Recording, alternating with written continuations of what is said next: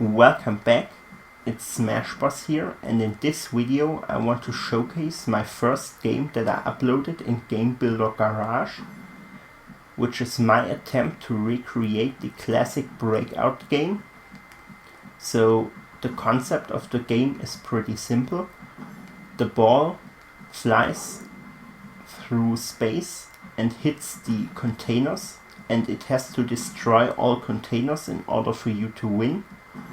And on its way down, if it falls off screen, you lose.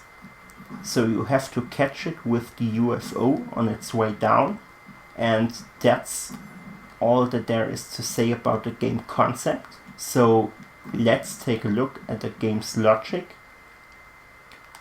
It uses 143 out of 512 nodons and also only 87 out of 1024 connections.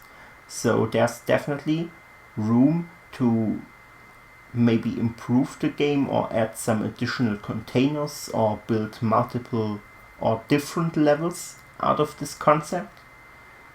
So first things first, let's get all the basic stuff out of the way. The world nodon right here is just used to give the world some theme. I've decided to make it this sphere world with the lighting of outer space. And the background music nodon is also very simple. I just have a constant of 1 that goes right into the play port of the background music nodon. So that just makes sure the music is always playing in the background. Then there are invisible walls at the top and on the sides of the game screen, so that the ball doesn't go out on these sides. But on the bottom, as you can see, there's not a wall. Instead, there's this sensor that just checks if it comes in contact with the ball. Because if the ball goes off screen and it hits this field right here, then this right here will just trigger the sound effect, the visual effect, and also the timer that retries the game after 2 seconds. So that right here is basically the mechanism that makes sure that if the ball goes off screen, you lose and the game restarts. So then there's just a basic simple text nodon that describes the controls to you. And the last simple thing is this U.F.O. And all there really is to it is basically 2 button nodons, one for L and CL, the other one for R and CR. And those just go into the left-right input of the U.F.O nodon. So that just makes sure that if you press L or CL, you move left, and if you press R or CR, you move right. So maybe one thing that's also quickly explained, as you can see right here, there's teleport exit. And the corresponding entrance to that is down below right here. So here is another invisible wall, and that's not right there from the beginning. So this teleport nodon right here gets its input from some more complex structure up here, but basically this one right here means if you've destroyed all the containers, then this nodon will send its signal to the teleport, so that after you won the game, an invisible wall will be teleported to the bottom right here, so that you cannot accidentally lose after you've already won the game. And so maybe let's explain this structure right here next. So here we just count the object break of shipping containers. So whenever one of these containers right here is broken, then this one counts up by 1. And in the end, the counter right here just is compared with 12 because that's the total number of containers in this level.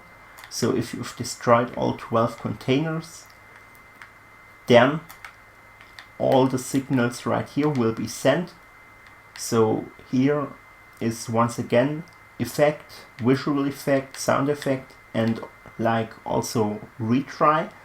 When you win, I've done a longer wait before you retry because, like, I don't know, maybe you want to make a screenshot of your final time. So in order to give the player some time to do that, I wait 5 seconds right here before the game is restarted.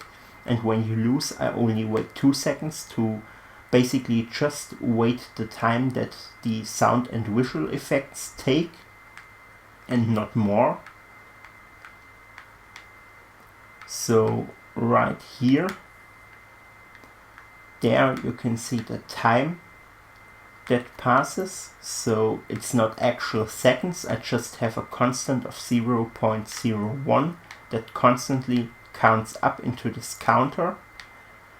And I've also made it so that this neuron right here, which sends a signal once all containers are destroyed, is connected to this calculator right here with a not neuron.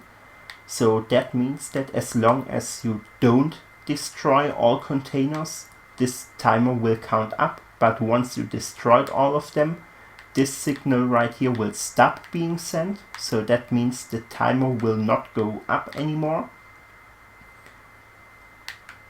So the by far most complicated object in all of this game is the moving ball above the UFO.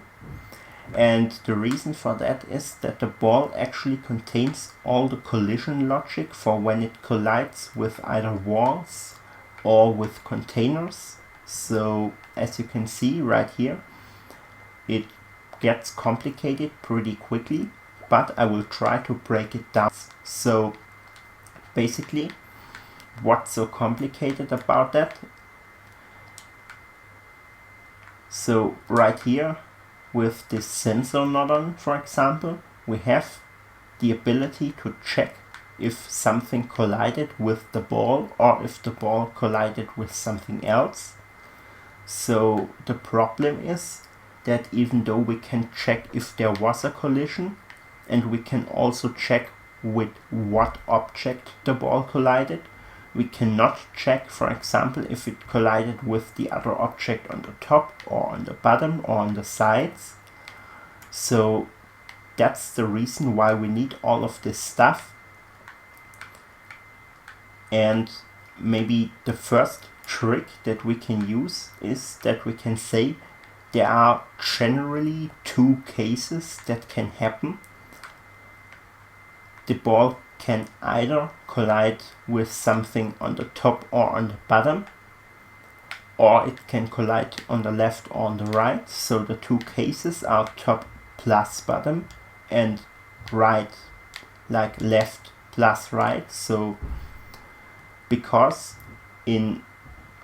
for example, in the case that the ball hits something on the left or on the right, we actually want to do the same thing. So let's think about that. For example, let's say the ball starts moving diagonally in this direction. So it has some speed in the x direction and it also has some speed in the y direction. So now when it hits a wall, what we want to do, for example, at the beginning it goes up and to the right, and now it hits a wall. We still want it to go up, however now we want to change the x direction to the left. Also, if it goes the other direction and it hits something on the right side, we now want to move the ball to the right, but still up. So that means when we hit the side of something, we want to invert the x speed, but keep the y speed. And it's the exact opposite when we hit something at the top or at the bottom. Because if we hit something, like for example here, and it is the bottom, Then we want to invert the y speed but still go in the same x direction. So one simple trick to differentiate between hitting a wall and hitting a ceiling or like a floor is to just make all walls cylinders and all ceilings or floors boxes. So that's exactly what I did right here. And that way we can have two different colliders and then always make sure that we know if it hits a cylinder, then it must have hit a wall, and if it hits a box, then it either hit a ceiling or it hit a floor. And if you take a look at one of the actual containers that we have to destroy, then you can see there are actually more than just containers.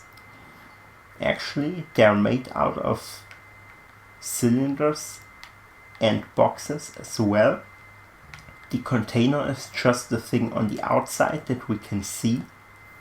So actually there's also cylinders for the walls and boxes for the ceiling and floor.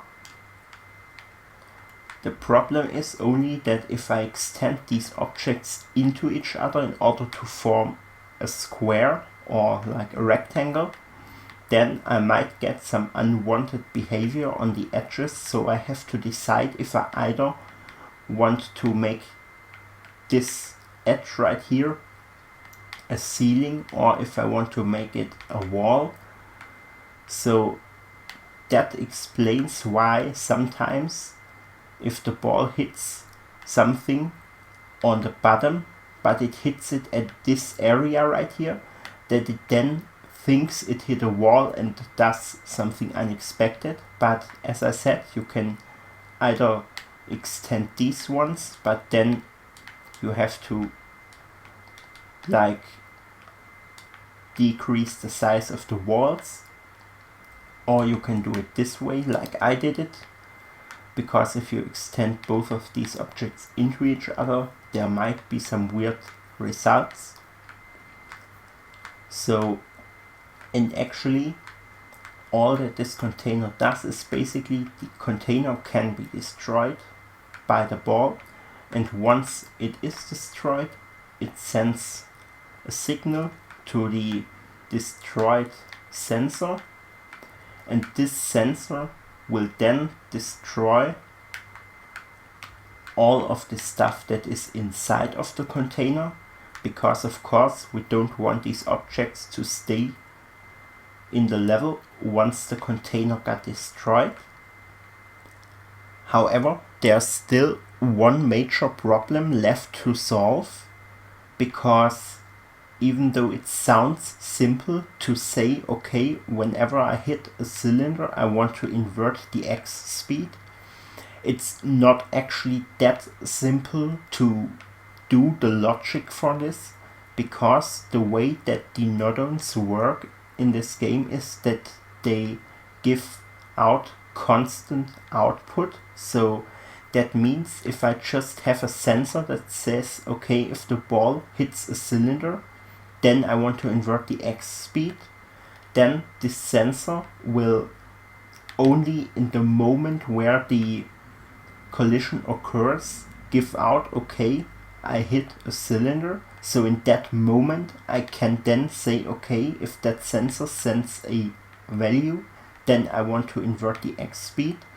However, the moment after the collision, the sensor would then no longer send a value, so that means the speed would be positive once again, which is not what I want. So basically what I want is to have some sort of memory that remembers, like once I hit a wall, then I want the x speed to be negative something until I hit another wall, and then I want it to be positive until I hit another wall and then negative again. So now with all of that out of the way, I think I can finally start to explain this complicated mess right here. So this is basically done in 3 parts.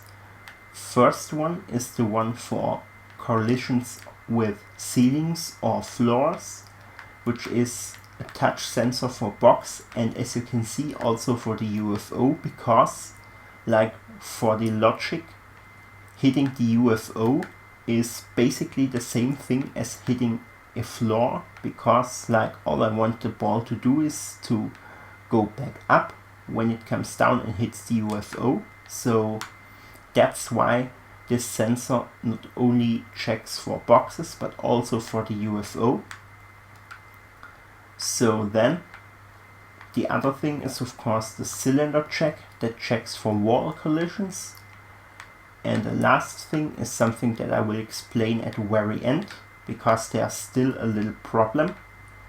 However, now for the cylinders, let's try to explain the logic, and the same logic is applied for the boxes and UFOs, only that this controls the X speed and this controls the Y speed.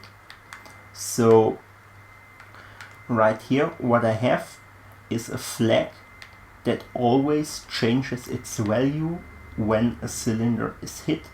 And the way I do that is that I say if the cylinder is hit and the flag is currently not activated, then I activate it, and if the cylinder is hit and the flag is currently activated, then I deactivate it.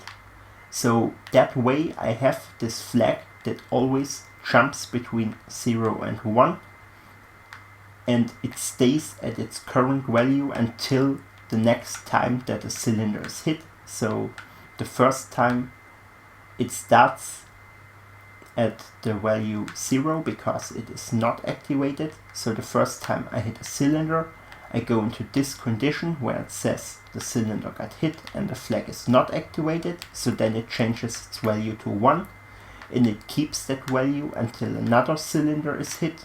So what I have here is now basically a flag that jumps between 0 and 1.